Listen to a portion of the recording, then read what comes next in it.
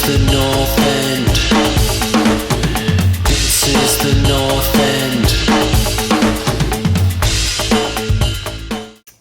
Okay, football fans, Luke from the North End podcast here, recording a very special video. Haven't told JP that I'm doing this, but I don't need to. I was here before him. So I'm going to be talking Aston Villa. I'm going to be taking a bit of a fan reaction and talking about the unmitigated disaster, which is Diego Carlos picking up a season-ending, actually potentially career-ending Achilles injury. He's 29. It's a very hard injury to come back from normally anyways. We can't have nice things here at Aston Villa. We just can't. We get a little bit of hope and it gets dashed because why? Why could we have anything nice without it going wrong? I feel like it's every one of my Christmases as a child, particularly when I was 12, very fat, wanted a PlayStation, received a bicycle, was in a strop for the rest of the day. I think that's fair because what fat kid wants his chafing legs going round and round a bike? Anyways, enough about my childhood woes. We need to talk about options. So I'm reading a lot about forums and people talking about, well, I don't think we're going to sign. There are a number of options. Number one, we look internally. Now, right now, I think we just haven't got the strength to do that. We have Mings that has gone through awful hell, whether he's deserved it or not. I personally don't think so. And I'm not Mings' biggest, advocate usually, but I think he's a great player when he's on his form. I think he's a leader, and I think he has shown his commitment. So I think he deserves a run. Konza, huge fan of Ezri, huge fan, but he has been awful for the last year and a half, last season and a half. I can't deny that anymore, and JP will probably fall over to hear that, but he's just not been the player he was the season previous to that, and what we saw from Brentford. Like this potential English centre back. He really has the characteristics. He just seems to have lost his confidence.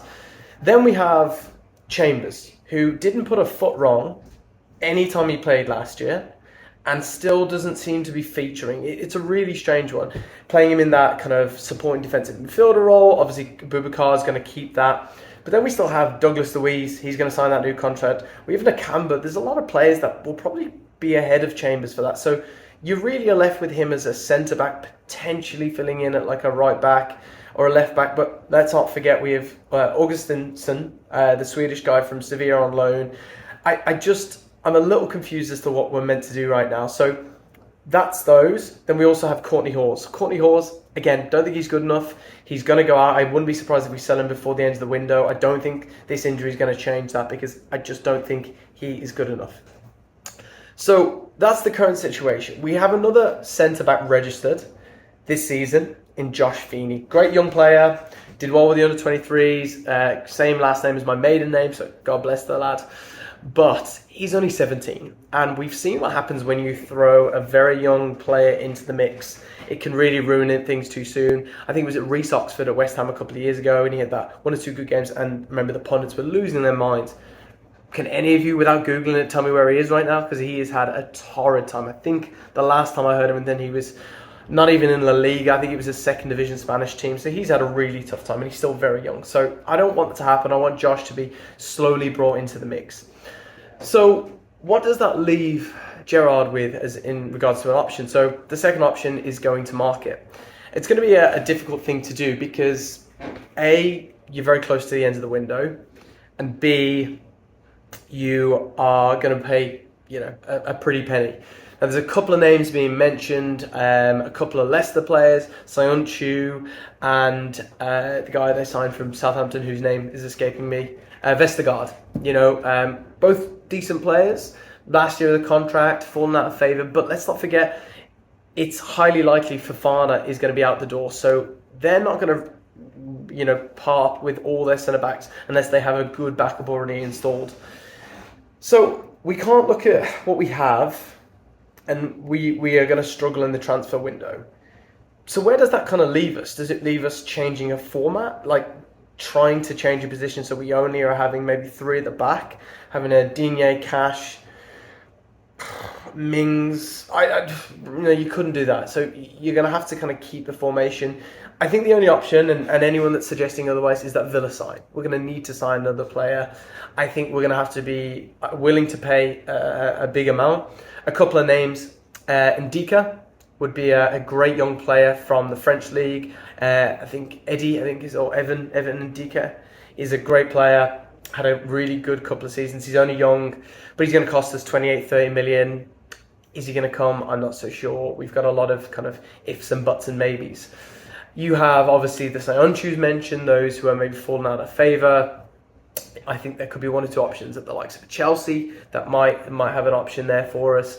But again, Rob Holding was mentioned. Again, I think we've got Chambers. I don't think Rob Holding offers any more or less than that. So I think we need to look abroad and look for another Carlos. And I know not long left, but that right now, Villa fans, that seems like the best option. But this idea that we can look internally, I just don't believe that's to be true. This is a big problem, and let's not undercoat this or sugarcoat this. This is majorly problematic for us to improve this year, because we've been saying that we want to do better. We've been saying that we want Villa to challenge for the top 8. You've seen the first 2 appearances so far this season, and I don't think either of those games were convincing. We won this week, but now we've lost our best centre-back, and we've also scraped through the win. It wasn't really a good performance by any means.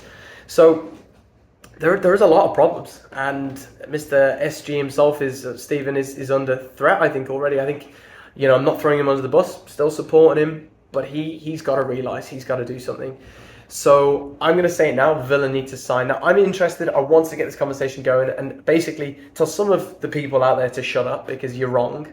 We don't have a squad that's going to challenge top 8 right now unless we sign and get that Holding, because Boubacar is a great player in that middle and the defensive mid, but he can't do anything if the people behind him are just all over the place. We need to spend. But anyways, let me know what you think, guys. I'd be intrigued to see what the Villa fans are saying. I'm trying to take more of a casual, laid-back style, as you can see with me leaning here. But yeah, I want to get a conversation going there. But my hot take on this is that we're a bit popped. We need to sign, and we need to sign fast, because the market is going to be looking to exploit this news and make us pay out of the ass. So in the comments, ladies and gentlemen, boys and girls, who would you be looking at? Is there anyone that's really sparked your interest? Would you be looking at Sionchu? Do you think that's going to solve it? A Vestergaard? Do we go international? What do you reckon? Or is it potentially a loan, like a second, third, probably third or fourth choice player to come in on a loan to try and work with the rotation squad and see if we can get through, even if it got us through to January? Or are we doomed? Is this really a massive kick for our season? Let us know in the comments.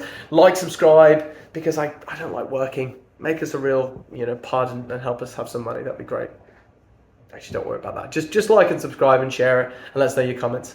But Aston Villa, crossing our fingers. But yeah, it's gonna be a tough couple of weeks. This is the north.